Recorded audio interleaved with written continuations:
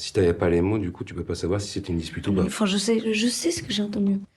So, as you know, the autopsy report is inconclusive about the cause of death. Stop. I did not kill him. That's not the point.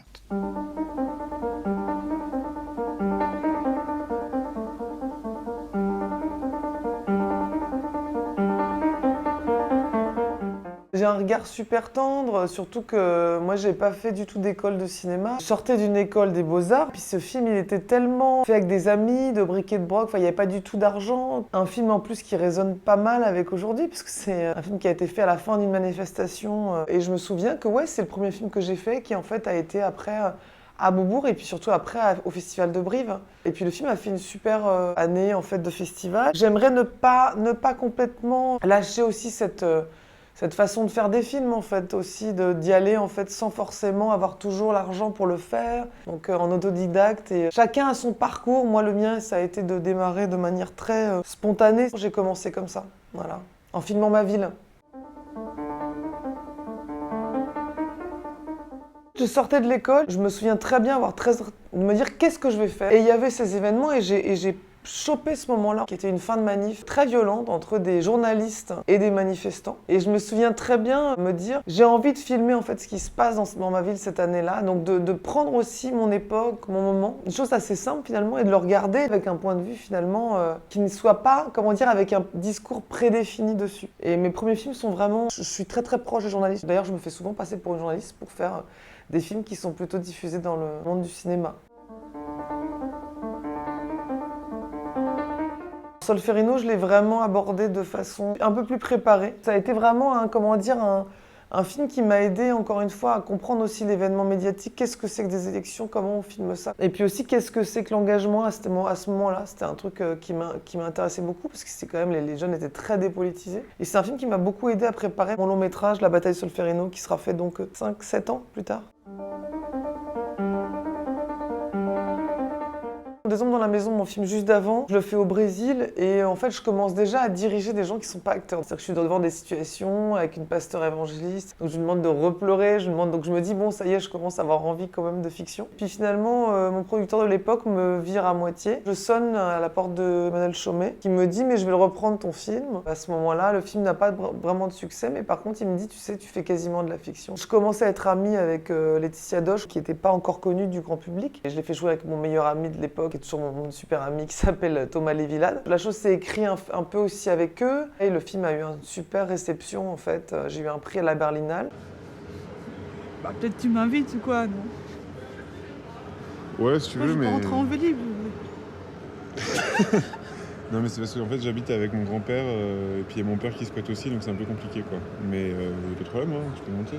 Moi, j'adore Une la chambre. famille des gens, moi. Et très vite s'est enclenché le premier long avec encore Laetitia Doche et Vincent Macaigne. Mais ça a été vraiment ce film, Vilaine fille mauvais garçon, une super expérience de transition entre le documentaire et la fiction. J'ai pas eu l'impression d'une énorme révolution. La seule chose différente, c'est que j'avais moins de menaces de procès. Problème de droit à l'image. Finalement, là, j'ai commencé à avoir mes heures et donc à gagner un tout petit peu d'argent avec mon premier court-métrage. Avant, je faisais toujours des boulots à côté pour gagner ma vie. Donc finalement, j'ai gagné ma vie assez tard avec le cinéma.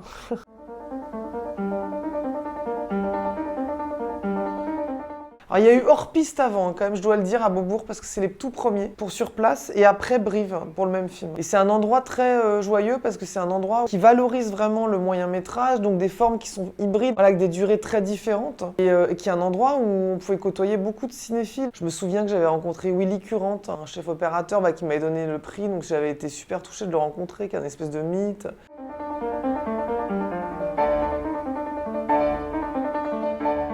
Pour l'instant, Cannes m'a beaucoup gâtée, j'avoue. J'étais très heureuse que l'Acide existe, parce que s'il n'y avait pas eu l'Acide, j'aurais pas pu avoir cette exposition du film est énorme. C'est-à-dire qu'il y a eu vraiment une réception de la presse folle sur ce film, qui n'avait pas trouvé sa place dans d'autres sections. C'est quand même toujours un parcours du combattant de faire son premier long, que ça existe quand on tourne pas avec des acteurs très connus. Ça a été aussi très joyeux pour Victoria, évidemment, la semaine. Tellement chouette d'être en ouverture de la semaine. Il y y a toujours l'idée que vivre ensemble, c'est une chose pas évidente en fait.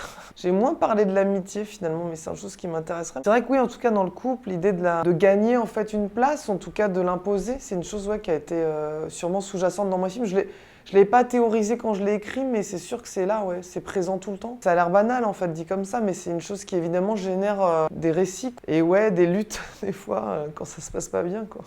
I mean, sometimes a couple is kind of a chaos and everybody is lost, no?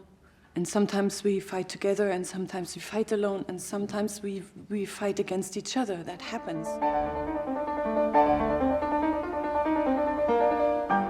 Je suis pas la seule à le faire parce que ça s'est toujours fait, mais par contre, c'est vrai que j'ai toujours un goût en tout cas pour amener des gens qui n'auraient pas forcément l'idée de jouer. C'est aussi en rapport avec ma directrice de casting, qui est aussi la collaboratrice au jeu, Cynthia Hara, qui m'a toujours poussée à ça. C'est des gens que je trouve intéressants en fait. J'adore Sophie Filière, je la trouve hyper incarnée en fait, donc à un moment donné, pourquoi aller chercher des choses qui sont là?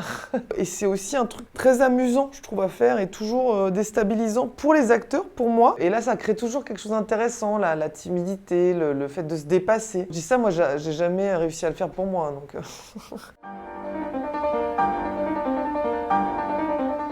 Virgile, c'est un super ami, on s'est rencontrés, j'avais 22 ou 23 ans, je pense, donc ça fait un paquet d'années. C'est un cinéaste que j'aime beaucoup. Je me suis greffée à son monde, je suis rentrée dans son univers, quoi. C'était rigolo, c'était une expérience très, très dérangeante pour moi, parce que moi, j'ai beaucoup de mal à lâcher prise devant une caméra, donc...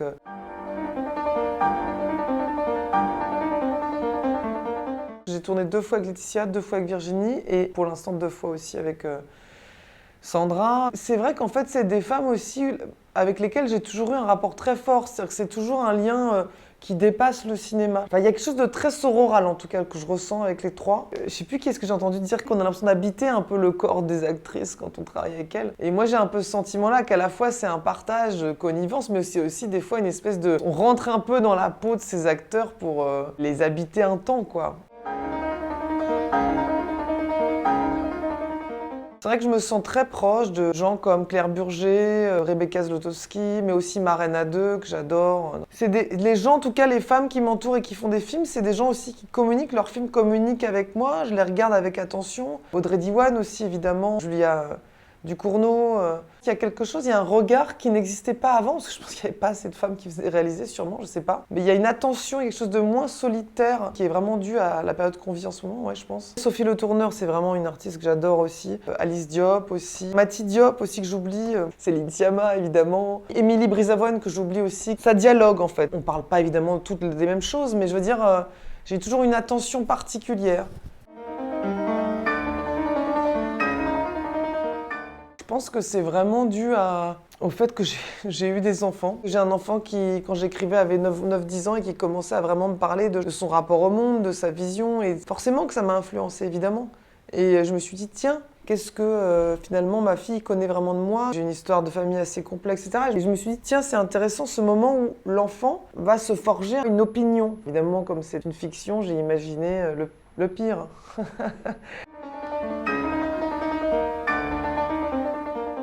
C'est vrai que, par exemple, Sophie ou Sang-soo, c'est des gens qui font tout le temps le même film. Attention, c'est jamais le même film, mais on sent qu'ils creusent toujours ce même sillon. Moi, je pense que je fais partie d'une autre famille en fait, de réalisateurs qui effectivement vont plus à chaque fois cogner le film d'après à celui d'avant de manière presque contradictoire. Je crois que c'est Truffaut qui disait ça, qui avait cette sensation-là aussi. Et j'aime bien cette image-là. J'ose en tout cas faire des films plus sombres, à lâcher un peu le terrain de la comédie, mais j'adorerais y retourner. Mais je trouve que c'est des terrains d'exploration qui sont toujours passionnants. Et plus je vieillis, je pense plus j'aime le tournage, chose qui me faisait très peur avant. Mais au moment où j'arrive sur le tournage, j'ai besoin d'un peu tout enlever de toute ma préparation pour quand même essayer de retrouver une forme de fraîcheur et de trouver l'endroit de spontanéité, la vie, il faut que la vie rentre. Toutes les méthodes, les dogmes, les machins qu'on se raconte, les trucs, c'est super mais il faut les laisser à un moment donné de côté. Et s'il n'y a pas cette âme supplémentaire, en fait, ça reste un scénario filmé, c'est très chiant, quoi. J'avais vécu un Cannes avec Sibylle où j'avais été aimée par la presse française, mais quand même assez boudée par l'étranger, enfin une partie. Et là, c'est vrai que c'était assez étonnant de vivre tout en même temps, tout qui se passe un peu parfaitement. Ça va être chouette de voyager avec le film, de pouvoir aussi comprendre, lire la façon dont les gens vont pouvoir voir mon film et délirer autour, parce que c'est aussi ça quand on monte notre film, c'est que c'est un endroit où les gens se l'approprient et parlent à notre place. C'est-à-dire que nous, on a fait quelque chose, mais ça ne m'appartient plus maintenant. Des fois, des gens m'en parlent et je ne sais même pas de quoi ils parlent. Je m'y reconnais pas toujours, je veux dire, donc c'est passionnant, c'est intéressant. Ça va adoucir la crise de la quarantaine que je suis en train de commencer. Et en tout cas, c'est très joyeux. Voilà, c'est très très joyeux. Est-ce que vous pouvez nous dire à quoi il fait référence quand il parle du pillage de son œuvre? That's not true. Vous aviez déjà frappé votre mari? Non. Non, jamais. C'est bien ce qui s'est passé.